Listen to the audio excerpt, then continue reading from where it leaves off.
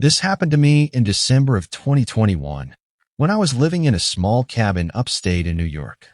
It was meant to be a peaceful weekend getaway, a break from the chaos of the city. I'd rented a tiny cabin in the middle of nowhere on a piece of land surrounded by woods and hills.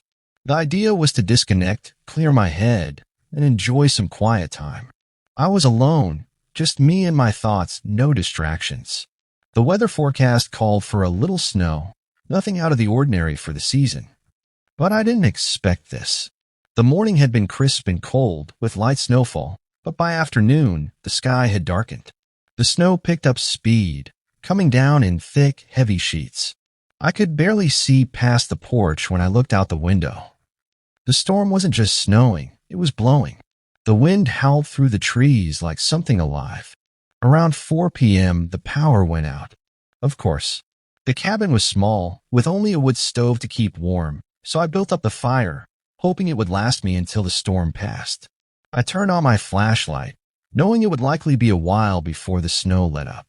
Around 6 p.m., I noticed something odd. The snow outside had intensified, but I could hear the distinct sound of footsteps crunching in the snow just beyond the window. My first thought was someone else was out here, maybe someone who'd gotten stuck too. I thought I should check on them, offer some help. But when I pulled back the curtain, there was nothing. Just a blanket of white. The wind was too strong for anyone to be out there, and yet I could still hear those footsteps. It felt like they were coming closer, then fading, then coming closer again. At first, I thought it was just my imagination.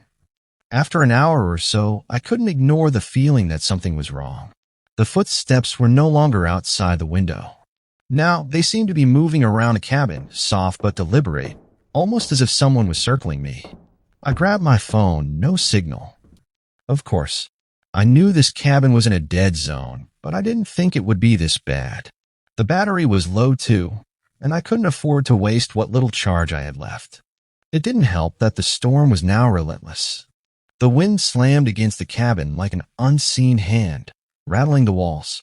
The fire was starting to die down, and I quickly fed it more logs. My breath fogged in the air. The temperature inside was dropping fast, and I was starting to feel uneasy. Something wasn't right. The footsteps hadn't stopped. I tried to distract myself, but then I heard something even worse, a knocking on the front door. I froze. The knocking was slow, rhythmic, as if someone was trying to get my attention. I crept toward the door, peering through the peephole, heart hammering. No one. But that wasn't the strange part. I swore I could see footprints in the snow leading up to the door. Fresh ones, but they weren't mine. I backed away from the door slowly. I told myself that someone was lost out there, and maybe they were seeking shelter. But I didn't want to open it. I knew it was dangerous to let anyone in during a storm like this. The last thing I wanted was for some random stranger to find their way into the cabin. I thought maybe I'd try to make it through the night, try to sleep, and everything will be normal by morning. But then I heard the unmistakable sound of the doorknob turning. I couldn't move. I held my breath, my heart racing, and then the door opened. I didn't move. I stayed completely still, praying to God it was just the wind. But I knew deep down that it wasn't. I heard the door creak open fully, but no one came inside. The room was silent again, save for the howling wind. My mind raced, but I didn't dare make a sound. I stood there in the dark, trying to stay calm, but the cold was seeping in from the door. Suddenly, I heard scratching against the wooden floor, slow and deliberate. It came from the hallway. And then I heard it again, footsteps. But they were too quiet, too careful, like someone was sneaking around the cabin, trying to avoid detection. That's when I finally did something. I grabbed my flashlight, ran for the back door, and locked it. I wasn't sure who or what was in there, but I needed to get out. I stepped outside, the cold biting into my skin, but I didn't care.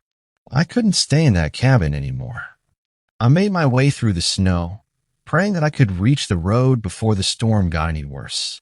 My phone was still dead, but I knew that if I could just get to the highway, I might be able to flag someone down. Get help. The storm was so thick now, I could barely see a few feet in front of me, and the wind stung my face. But I kept moving, pushing through, until I stumbled into something hard. It was a tree stump, one of many along the trail. I tried to find my bearings, but the more I walked, the less sure I felt. That's when I realized the footprints in the snow weren't mine.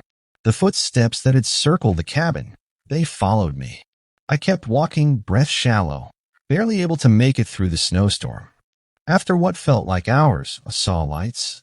A car parked along the side of the road. I stumbled toward it, my legs like jelly, when I heard a voice. A man's voice. Need a lift? I nodded, too exhausted to ask questions, but something told me I shouldn't have. I reached for the door when something stopped me. I didn't know what it was, but I couldn't bring myself to get in. The figure behind the car wasn't quite right. And that's when I heard the last thing I expected.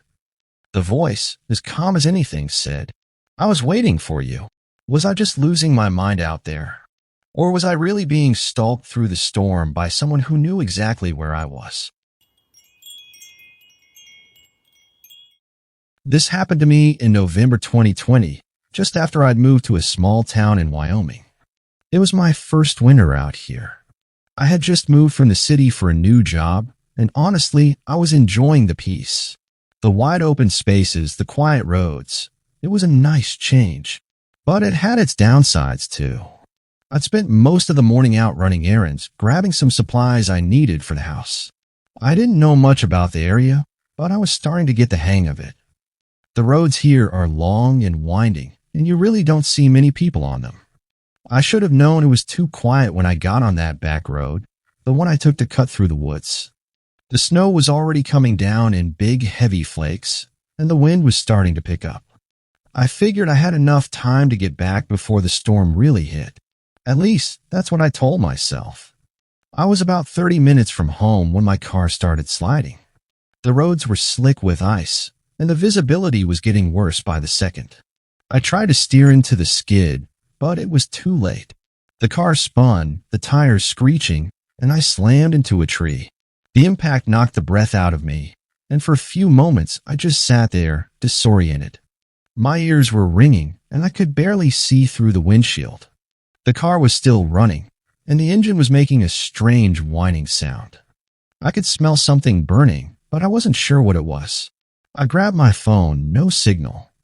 Of course, I was in the middle of nowhere. It wasn't until I tried to open the door and realized it was jammed that I felt the real panic. The window was shattered, but the wind was so cold, I didn't want to climb through it. So I crawled into the back seat and squeezed out through the rear door. My phone was dead, and I had no choice but to start walking toward the nearest light I could see through the trees. The wind was biting, and the snow was coming down so hard it stung my face. But I didn't know what else to do. There was no one around, and I couldn't just wait in the car. At first, I thought I'd find help quickly. I walked for what felt like hours. My fingers were numb, my feet were cold, and the snow kept piling up around me. It wasn't until I realized the storm was intensifying that I started to get really worried. I tried calling someone, anyone, but there was no signal, no reception. I pushed through, my head spinning from the cold, when I noticed something strange. There was no sound around me. The wind had picked up, but it felt like there was something muffling it. No wildlife, no cars, not even the sound of my own footsteps. It was like the whole world had gone completely silent. And then I heard it. A snap. Twig breaking. I stopped dead in my tracks. I couldn't tell if I was hearing things, but I knew I wasn't alone. I turned, but the snow was falling too fast to see anything beyond a few feet. I held my breath, listening. Nothing. I started walking again, faster this time. At first, I thought it was just my imagination. I had no idea where I was going. All the landmarks I thought I recognized were hidden behind walls of snow, and I felt utterly lost. That's when I heard another sound. Closer this time. A voice. Low. Grumbling. You shouldn't have been out here. The voice was muffled by the storm, but was unmistakable. I froze. I looked around. Nothing. Just trees and endless white.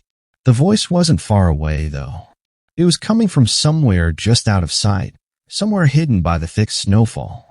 I had no idea who it was or what they wanted, but I was now certain that I wasn't alone in this storm. The voice didn't speak again, but I could hear footsteps in the snow, crunching softly. I started moving faster. I don't know why, but I felt like I had to keep moving. The thought of stopping, of freezing in place, was unbearable. Then, out of the corner of my eye, I saw something shift between the trees. A figure. A person tall, wearing dark clothes, barely visible through the snow. They were standing motionless, watching me. I wasn't imagining it anymore. I turned to run, but my feet slid in the snow, and I stumbled, falling hard into a snowbank. My head hit the ground with a painful thud, and I lay there for a moment dazed, staring up at the gray sky. Then a new sound, a thump, something heavy falling to the ground behind me. It wasn't just one person. I scrambled to my feet, breath ragged, but when I looked around, the figure was gone. I didn't stop to think. I just ran. I ran for what felt like forever, my body screaming in pain, my mind barely functioning from the cold and exhaustion. The storm showed no sign of letting up, and the snow was coming down harder than ever. Just as I was about to give up, I saw something through the blizzard, a light, a house, a porch light. It was dim, but it was a sign that there were people nearby. I stumbled toward it, feeling my legs weaken with every step. As I approached, I finally heard the sound of a door opening, and someone stepped out into the storm. It was a man. "Are you okay?" he asked, his voice muffled by the wind. I nodded, too exhausted to speak, but something about the way he looked at me made my skin crawl. He wasn't concerned. He wasn't acting like I'd just emerged from a brutal storm, like I was a person in danger. He seemed almost too calm, too casual. Before I could say anything, I noticed the strange symbol carved into the porch railing behind him. The same symbol I'd seen earlier in the snow. It had been near my car. And then, like a switch flipped, I realized something. This man wasn't here to help. He was waiting for me. I tried to back away, but my legs wouldn't move. He stepped forward, blocking my path.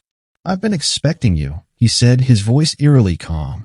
In that moment, I realized something. The crash, the storm, the strange figures. It wasn't just a coincidence. I wasn't lost. I'd walked right into a trap. Was I just overthinking it? Or had I stumbled into something much worse than an accident?